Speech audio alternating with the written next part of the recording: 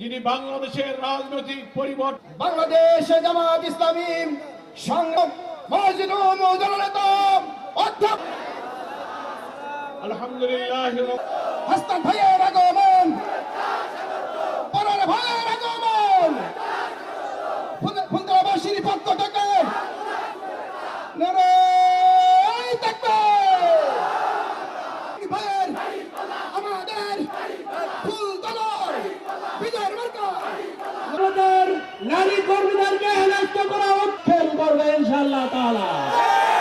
বছর ধরে বাংলাদেশের সকল 54 বছরে জামাত যে জায়গায় ছিল প্রতিপক্ষ বন্ধুরা জবাবদি হতো বৃদ্ধি পাবে।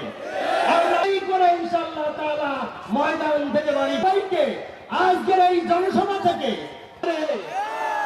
লজ্জা থাকলে ভোট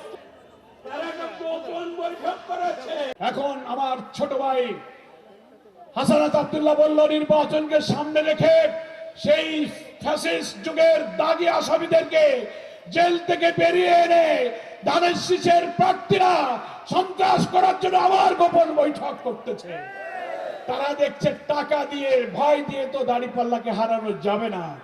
এখন শুনছি লক্ষ লক্ষ টাকা দিয়ে সন্ত্রাসীদেরকে বলা হচ্ছে বোমা বানাও, গুলি বন্দুক কেন, ঠেকাতে না পারলে কেন্দ্র দখল করতে হবে। আমি প্রশাসনকে বলেছি জোর করে ভোট কেটে চোখ রাঙিয়ে ভোট নেওয়ার বাংলাদেশ গত বছর জুলাইতে আমরা বিদায় করেছি। ভোট কেটে আর ক্ষমতায় যাওয়া যাবে না। আপনার যদি জনগণের ভালোবাসা চার প্রয়োজন হয়, আপনার আদর্শ চরিত্র আদর্শ দিয়ে নৈতিকতা দিয়ে আপনি আমার মোকাবেলা করুন। চরিত্রের প্রতিযোগিতার চরিত্র দেখান।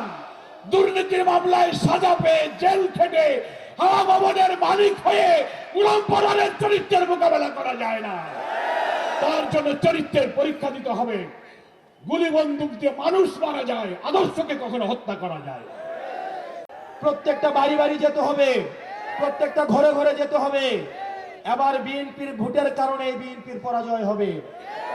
এবার ধানের শীষের স্লোগান দিয়ে গিয়ে দাঁড়িপাল্লায় সিল মারবে। এবার ধানের শীষের স্লোগান দিয়ে শাপলাকলিতে সিল মারবে। বিএনপির নেতা কর্মীরা অতিষ্ঠ চাঁদাবাজির কারণে, বিএনপির নেতা কর্মীরা যারা দীর্ঘ 1.5 দশকের বেশি সময় অত্যাচার সংগ্রাম নির্যাতনের মধ্য দিয়ে গিয়েছেন, তারা আজকে দলের মধ্যে কোণঠাসা। রাতের অন্ধকারে আমাদেরকে গোপনে এসে জানায় আমাদেরকে আপনারা উদ্ধার করেন, এই চাঁদাবাজি থেকে আমরা মুক্তি চাই।